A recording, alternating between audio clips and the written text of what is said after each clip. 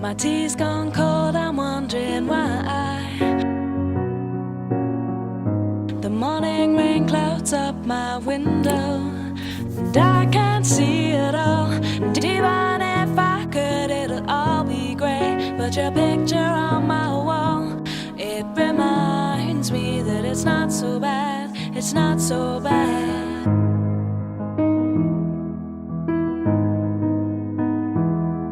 For weeks, we have introduced you to heroes from diverse social backgrounds, ethnicity, occupations, and countries. But one thing our heroes have in common is their selfless contribution in helping others. Hello viewers, and welcome to another episode of Unnamed Heroes. I am Nikiana Williams. And I am Shanique Samuel. Let's meet this week's Unnamed Heroes.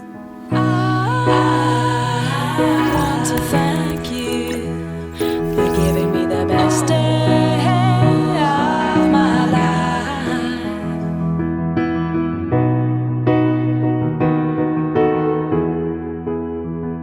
Is having the best day of my life. My name is Bilton Holder, shelter manager of the Kingdom Life Tabernacle, Mesopotamia, from the Maracay Zone. I am Shanika Laidlow, shelter manager at the Kingston Government School. Good day. My name is Dan Roy Ballantyne. I serve as part of the management team of Kingdom Life Tabernacle, most likely in the position of protocol officer.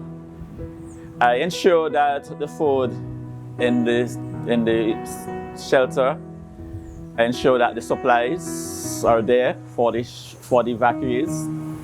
Ensure that the shelterees are actually happy at that point during the disaster moment.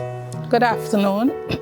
My name is Tadika Comijong Jones. I'm the principal here at the Kingston Government School, one of the shelters that were initiated by NEMO, the organization responsible for disaster management in St. Vincent and the Grenadines.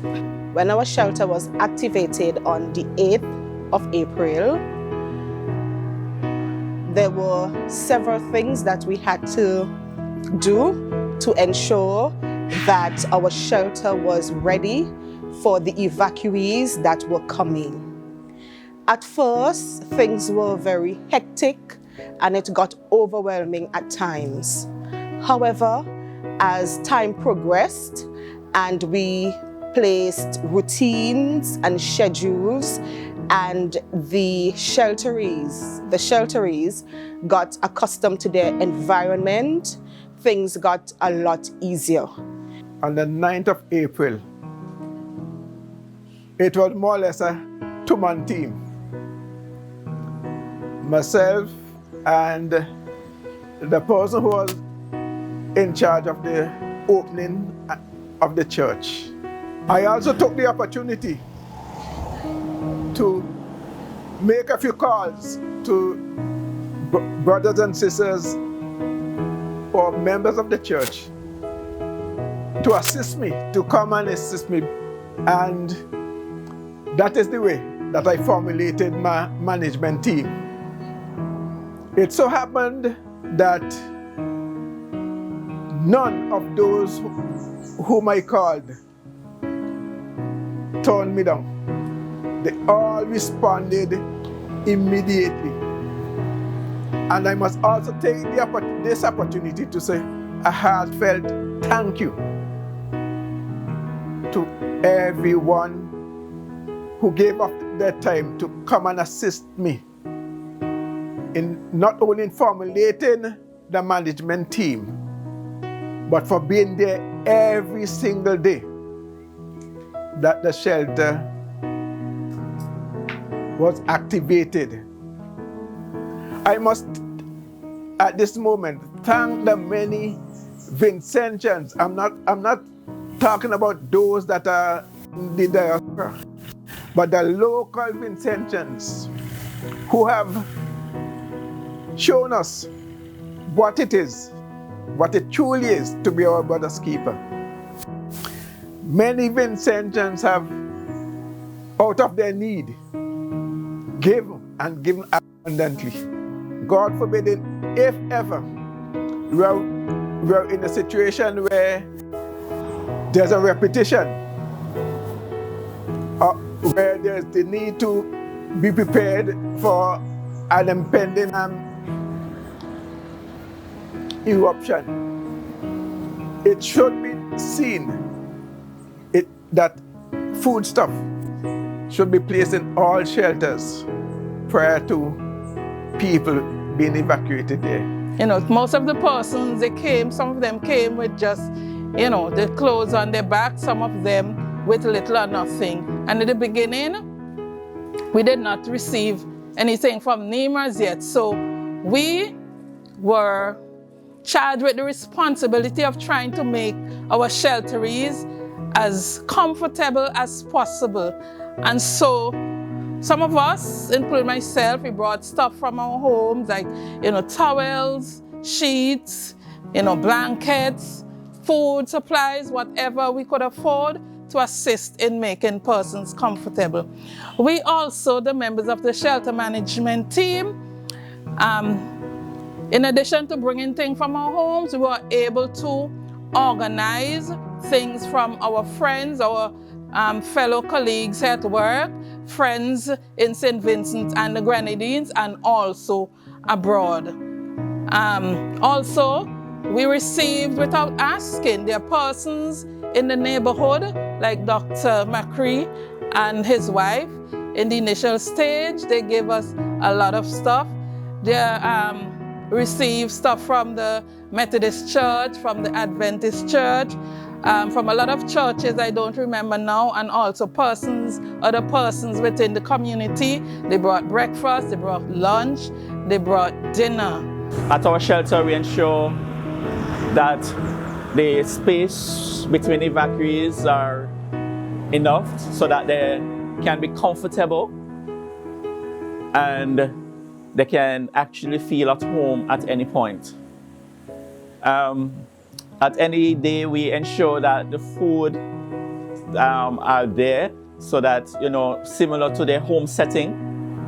So we will ask at any point what they prefer to eat for dinner, for lunch, for breakfast, because we know that it's a difficult moment moving from a home setting in your home satisfaction to a evacuated moment away from home, not knowing what are happening and how things are going.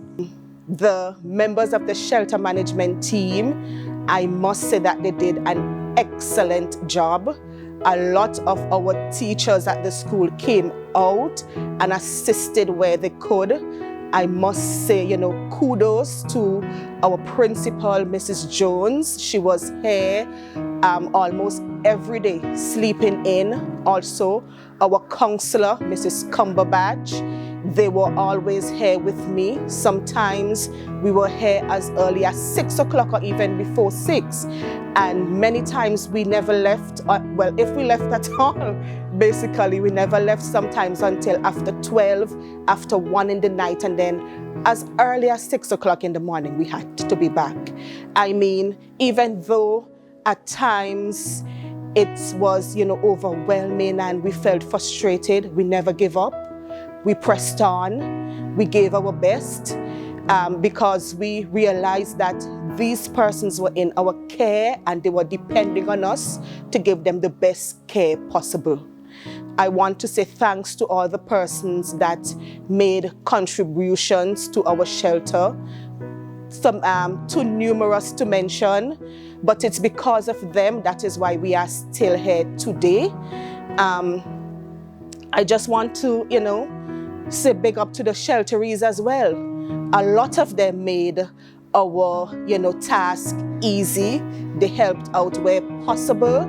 And, you know, when they were ready to leave, I somehow felt a loss. I said to myself, to be honest, I didn't want them to go. I'm gonna be honest. At, you know, when they left, I honestly felt like a part of me had left. when the majority of them went back to Georgetown. One of the things that we did to make persons comfortable, we organized sessions, fun sessions, church. Many churches came in and have services on Sunday morning, Sunday evening, Saturday evening. So we not only dealt with their physical needs, but we also dealt with their spiritual needs. All in all, it was an enjoyable experience, and this is something that I would continue to do once my country, wants me, call on me for this service. I'm always willing and ready to do what I have to do. From time to time, members of our church sponsored lunches and dinners for the entire team of evacuees. Other times, at my request, entertainment was provided in the late afternoon by the musicians of our church. Gospel music and songs as a form of relaxation. It so happened that our church is blessed in that we possess about 6 or 7 counselors, certified and uncertified, who are available 24/7 every day. And not only were we available, but we availed ourselves, participated, spoke with the families, collectively and individually, encouraged many of them to walk the straight and narrow way and to put God first in their life. We know that they were, as I said earlier, traumatized. And if ever there's a time that you need someone, that you need a shoulder to lean on, it's when you're in those situations. And we were always there, we availed ourselves. Many have said personal thank you. Many did not, but maybe many do not even know how to. At times when emotions are high, words are hard, one of the hardest things to come out of a person. The Maricopa management team, they were very supportive. I was able to tap into them at any point to ensure that we have medical supplies for our shelterees, pampers and food supplies for the elderly. Even, taking them to the health center and to ensure that they have checkups. The health officials in our community, which visited the shelter on a regular basis, we're very grateful for that because they help us to monitor the hypertensive and the diabetic, and asthmatic within the shelter. So we are very grateful for those persons who would have assisted. I want to thank you for having the best day of my life. Hi everyone, I am Chakiria James Cumberbatch, counselor of the Kingston Government School, and I was tasked with the responsibility of taking care of the psychological and psychosocial needs of the shelterees here. The Ministry of Education would have trained all counselors throughout the length and breadth of St. Vincent and the Grenadines in dealing with trauma and crisis. So we were well equipped and ready, raving to go. On the 8th of April, we got all that we need together. We had our handy bags ready with all the necessities to take on the challenge ahead. And as the scripture says, whatever you do, do it heartily as unto God. And that is what I used throughout my tenure here. I was responsible for the Return to Happiness program. Now, this is a program that is developed by UNICEF, and it is responsible for the psychosocial recovery of those who would have suffered trauma, either through violence, crime, or disaster. And it's specifically for children under the age of 18 years old. So throughout the time that we were here, I was tasked with the responsibility of rolling out the program, yes, to 30 plus children here. And while we were here, we did many different activities. We ensured that they were motivated, they were encouraged, and that their needs were met psychologically. The Return to Happiness program aids in assisting the children to navigate through the feelings that they would have been going through during that period. And also, it provided them with coping skills or strategies that enabled them to return to a road of normalcy. So some of the activities that we did were movies, circle time, art and craft, dancing, and a whole host more. And at the end of it, we culminated our activities with a huge fun day with bouncing castle, face painting, gift bags, etc. And the children had a wonderful time. The program normally takes 12 weeks, but because we were having so much fun and the children were really engaged and enjoying it, we continued with the program for a month plus. When they were leaving, the students it was a bit bittersweet, because while they were happy to return home, they were sad because they would miss the teachers here that assisted them in the Return to Happiness program. So at this time, I would like to say thank you to all the teachers, the child-friendly teachers who came on board with me in rolling out the program, and we can truly say it was a major success. I can remember in one instance, I gave them an activity to write about 5 things that makes them feel special. And a couple of them wrote, "Mrs. Cumberbatch makes me feel special." Me nah lie, that made me feel real good to know that I'm actually impacting their life and that I'm bringing a level of joy to them. Some of them wish to come to school here, spend their birthdays here, some want to move in, but that can't happen, of course. And even to this day, even though most of them would have returned home to Georgetown, they still WhatsApp me every single day. And not only the children, we also have the adults. We ensured that in April we had a big birthday bash for them. Every Saturday night we had karaoke line, and we also had a Mother's Day dinner and appreciation for them.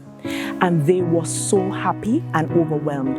Some of the mothers even said they've never felt so much love and appreciation. They got free makeup done, they got t-shirts, they got champagne, they got sweet toasts.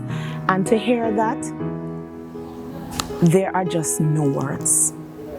At the end of the day, when you do it from a heart of love, that is all that matters. So whatever you do it from a heart of love, and God is the one that will reward you. And I can't see it all. And even if I could, it'll all be great. But your picture on my wall, it reminds me that it's not so bad. it's not so bad. Today's episode has come to an end, but next week's promises to be an exciting one. Join us again, same place, same time, when we reveal more unnamed heroes living in full effect. And don't forget to like, follow, and subscribe to all our social media pages. And even if I'm there, they'll all imply that I might not last the day.